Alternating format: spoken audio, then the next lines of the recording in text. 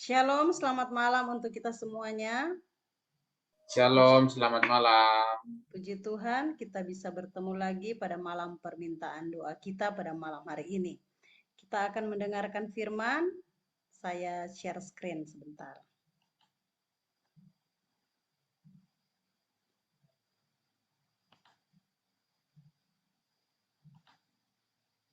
Oke. Renungan yang akan saya bawakan pada malam hari ini berjudul Pelajaran dari Keluarga Abraham. Mengapa Abraham dipilih?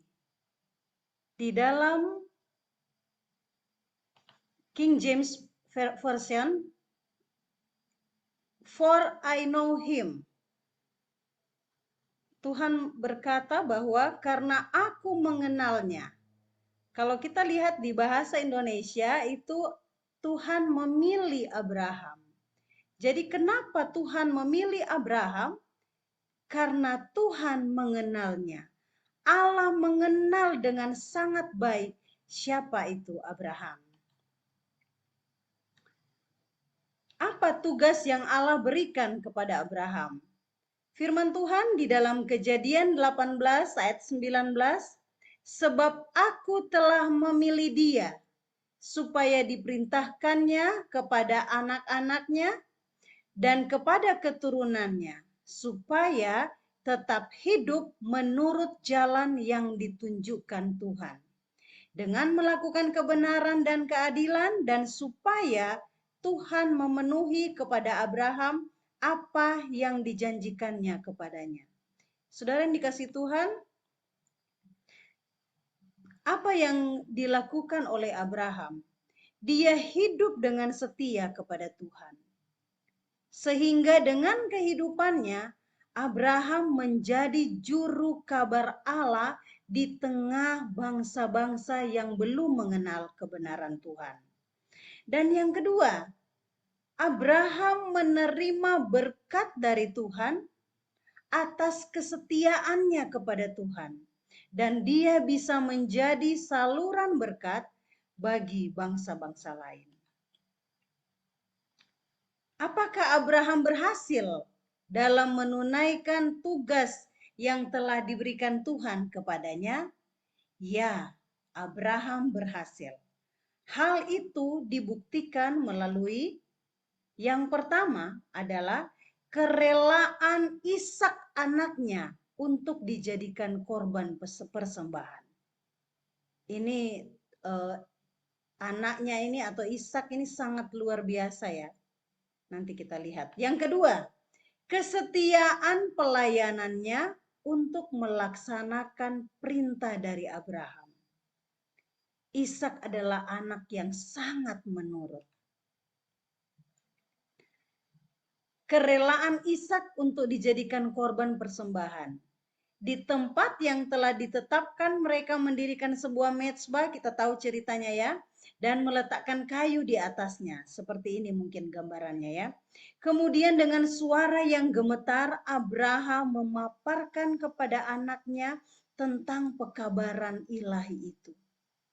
Adalah dengan disertai rasa gentar dan heran, Ishak mengetahui akan nasibnya. Tetapi apa yang dilakukan Ishak, dia tidak menolak sama sekali. Sebenarnya Ishak bisa saja melarikan diri dari kematian itu. Kalau saja ia mau berbuat demikian, tetapi dia tidak melarikan diri. Orang tua yang dipenuhi dengan kesedihan itu, yang telah merasa kepayahan setelah bergumul dengan hebatnya selama 3 hari, tidak dapat menolak keinginan orang muda yang masih kuat itu. Abraham sangat luar biasa. Ishak juga sangat luar biasa. Saudara-saudara, tetapi Ishak telah dilatih sejak kecilnya untuk selalu siap menurut. Ishak adalah anak yang sangat menurut kepada orang tuanya. Dan apabila maksud-maksud Allah dinyatakan kepadanya, ia menunjukkan satu penyerahan yang sukarela. Ia adalah seorang yang ikut ambil bagian dalam iman bapaknya, Abraham. Dan ia merasa satu kehormatan, dipanggil menyerahkan hidupnya sebagai satu persembahan kepada Allah. Dengan lemah lembut, ia berusaha untuk meringankan kesedihan hati bapaknya dan menolong tangan bapaknya yang lemah mengikatkan tali yang mengikat tubuhnya ke mezbah itu. Saudara-saudara yang dikasih Tuhan, kalau kita lihat sikap yang dilakukan Ishak dan kita membayangkan kejadian itu terjadi pada anak-anak zaman sekarang, apa yang akan terjadi? Pasti akan berontak. Pasti seperti tadi dikatakan, dia mau melarikan diri. Tetapi Ishak, dia tidak melarikan diri. Dan dia terima, dia menurut apa yang dikatakan oleh bapaknya. Dan sekarang kata-kata kasih yang terakhir diucapkan, tetesan air mata yang terakhir berderai, pelukan yang terakhir dilakukan oleh bapaknya. Bapaknya mengangkat pisau itu untuk menyembelih anaknya. Dan tiba-tiba tangannya tertahan. Saudara-saudara, pada waktu kita bisa membayangkan pada waktu Ishak memegang pisau, pada waktu Abraham memegang pisau, sebenarnya dia mungkin tidak tega untuk membunuh anaknya sendiri. Dan tiba-tiba tangannya tertahan. Pada waktu dia akan menyembelih anaknya, seorang malaikat berseru dari surga kepadanya, Abraham, Abraham. Dan Abraham pun menjawab, ya Tuhan. Dan suara itu kembali terdengar, jangan bunuh anak itu. Jangan kau apa-apakan anak itu. Sebab aku tahu sekarang bahwa engkau takut akan Allah. Dan engkau tidak segan-segan untuk menyerahkan anakmu yang tunggal itu kepadaku. Suara Tuhan membuat Abraham merasa sangat percaya. Pada waktu dia akan membunuh anaknya,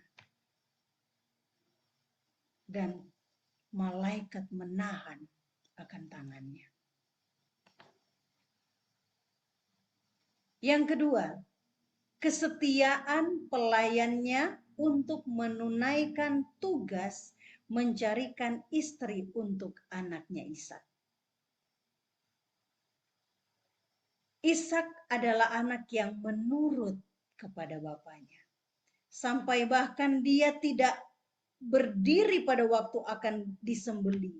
Dia tetap tertidur dengan tangan diikat di atas mezbah. Mari kita lihat kesetiaan pelayannya untuk menunaikan tugas mencarikan pasangan hidup untuk Ishak. Siapakah Eliezer? Pelayannya yang setia itu. Firman Tuhan di dalam Kejadian 15 ayat 2, Abraham menjawab, ya Tuhan Allah, apakah yang akan engkau berikan kepadaku? Karena aku akan meninggal dengan tidak mempunyai anak, dan yang akan mewarisi rumahku ialah Eliezer, orang Damsyik itu. Kejadian 24 ayat 52 firman Tuhan, ketika hamba Abraham itu mendengar perkataan mereka, sujudlah ia sampai ke tanah dan menyembah Tuhan. Kejadian 24 ayat 35, apa yang dikatakan Eliezer tentang siapakah Abraham itu, siapakah tuannya itu. Firman Tuhan berkata, Tuhan sangat memberkati tuanku itu, sehingga ia telah menjadi kaya. Tuhan telah memberikan kepadanya kambing domba dan lembu sapi, emas dan perak, budak laki-laki dan budak perempuan, unta, dan juga keledai. Tuhan memberikan itu kepada Abraham. Mari kita lihat hubungan antara orang tua dengan Tuhan. Yang pertama, Abraham menurut kepada Tuhan. Tanpa ragu ketika ia disuruh meninggalkan tanah kelahirannya. Dan yang kedua, Abraham bekerja sama dengan istrinya dalam menjalankan kehendak Tuhan. Saudara-saudara, keluarga ini sangat penting. Pada waktu suami atau kepala rumah tangga saja yang setia kepada Tuhan, yang menurut kepada Tuhan, mendengarkan perintah Tuhan, tetapi istrinya tidak, bagaimana keluarga ini bisa berjalan? Tetapi pada waktu suami dan istri sama-sama berkomitmen untuk menurut kepada Tuhan, untuk setia kepada Tuhan, bekerja sama menjalankan kehendak Tuhan, segala sesuatu akan terjadi sesuai dengan kehendak Tuhan. Mari kita lihat yang kedua, hubungan antara suami dan istri. Abraham sangat mencintai Sarah meskipun telah 35 tahun menikah. Itu di dalam Kejadian 12 ayat 11. Ini pernikahan yang sudah melewati pernikahan perak, ya. Pernikahan perak itu 25 tahun. Ini keluarga yang sudah 35 tahun menikah. Dan apa yang dikatakan? Abraham sangat mencintai Sarah. Walaupun mungkin sudah tua-tua ya, tapi mereka tetap saling mencintai. Dan bukan hanya itu, mereka saling mendukung di dalam melakukan kehendak Tuhan. Di dalam firman Tuhan, Kejadian 12 ayat 11, dikatakan, memang aku tahu bahwa engkau adalah seorang perempuan yang cantik parasnya. Abraham memilih Sarah, ini juga bukan main-main. Dia bukan hanya melihat kecantikan luarnya, tetapi Sarah ini memang cantik. Bukan hanya cantik dari luar, tetapi cantik juga dari dalam. Saudara-saudara yang dikasihi Tuhan, cara terbaik untuk mengajar anak-anak hormat kepada ayah dan ibu adalah dengan memberikan kesempatan kepada mereka melihat ayah memberikan perhatian kepada ibu mereka dan ibu memberikan rasa hormat kepada ayah mereka. Dengan melihat cinta orang tua mereka, anak-anak akan dituntun kepada penurutan hukum. Mari kita lihat keluarga dari Abraham. Abraham dan Sarah saling mencintai. Mereka bekerja sama untuk menjalankan kehendak Tuhan. Dan mereka memiliki anak Ishak. Dan apa yang dikatakan di sini? Cara terbaik mengajar anak-anak untuk hormat kepada orang tua. Kenapa Ishak begitu menurut kepada orang tuanya? Apa yang sudah dilakukan Abraham dan Sarah? Abraham menunjukkan kepada anaknya bahwa dia begitu memperhatikan istrinya, bahwa dia begitu mengasihi akan Sarah, dan itu yang dilihat oleh Ishak. Begitu juga dengan Sarah. Sarah memberikan rasa hormat kepada suaminya. Dia menghormati suaminya, menghargai suaminya, sehingga itu yang dilihat oleh anak mereka, bahwa orang tuanya saling menghormati dan saling menghargai, saling mengasihi. Sehingga Ishak menjadi anak yang begitu menurut. Ini adalah teladan dari orang tua. Bagaimana hubungan antara suami dan istri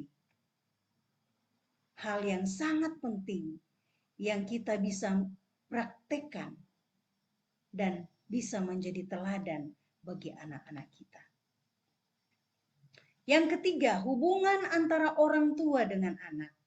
Penurutan Ishak kepada ayahnya Abraham ketika akan dipersembahkan sebagai korban kepada Tuhan adalah bukti Abraham memiliki hubungan yang sangat baik dengan anaknya, dan bahwa ia telah berhasil mendidik anaknya yang penurut, bahkan sampai menuntut kematian. Saudara-saudara, kalau Abraham tidak memberikan yang terbaik didikan kepada anaknya, pasti Ishak tidak akan seperti ini. Tetapi karena Abraham memiliki hubungan yang baik dengan anaknya, Abraham menjadi orang tua yang teladan, sehingga anaknya diapa-apakan tetap menurut kepada orang tuanya, karena dia sayang kepada orang tuanya.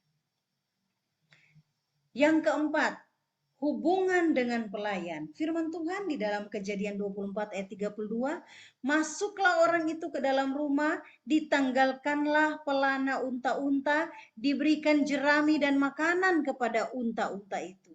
Lalu dibawa air pembasuh kaki untuk orang itu dan orang-orang yang bersama-sama dengan dia. Ayat yang ke-33, tetapi ketika dihidangkan makanan di depannya, berkatalah orang itu, aku tidak akan makan sebelum kusampaikan pesan yang kubawa ini. Jawab Laban, silakan. Pada waktu Eliezer pergi untuk mendapatkan pasangan hidup buat Ishak, dia melakukan tugasnya. Bahkan pada waktu disuruh makan, apa yang dikatakan oleh pelayan Abraham ini?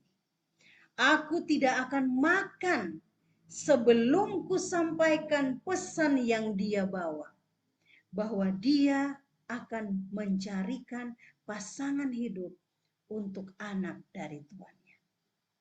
Saudara-saudara, hubungan yang baik bukan hanya dengan istri, bukan hanya dengan anak, tetapi termasuk hubungan yang baik dengan pelayan.